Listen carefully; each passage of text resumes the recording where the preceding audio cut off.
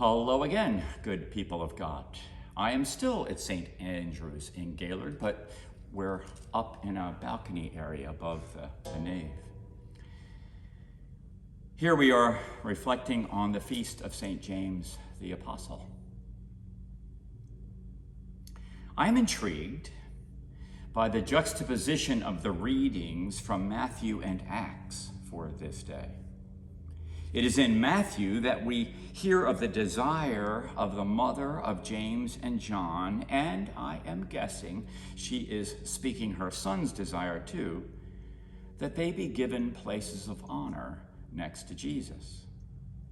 In the book of Acts, we learn that James is martyred at the hands of Roman power exercised through the person of Herod Agrippa. So James did indeed drink of the cup from which Jesus drank, but certainly it was not for what he or his mother was asking. Ambition within a community, even a community gathered around Christ, is not unknown, but it is not Jesus's way. He models a leadership style of the self-offering of the servant, which ushers in true freedom.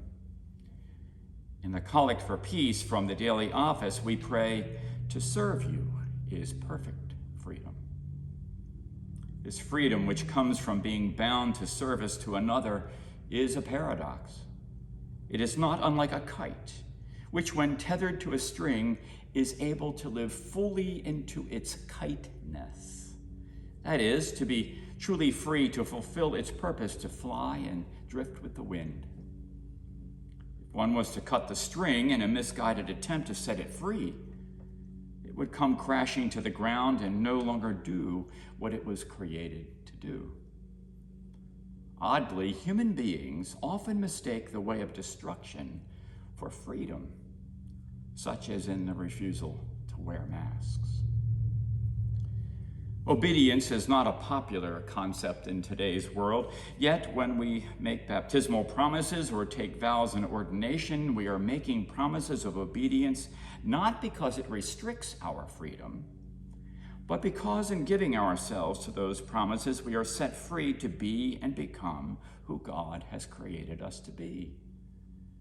The ordained deacon is called to be the icon of such obedient service, thereby calling all the baptized to this vision of faithful living.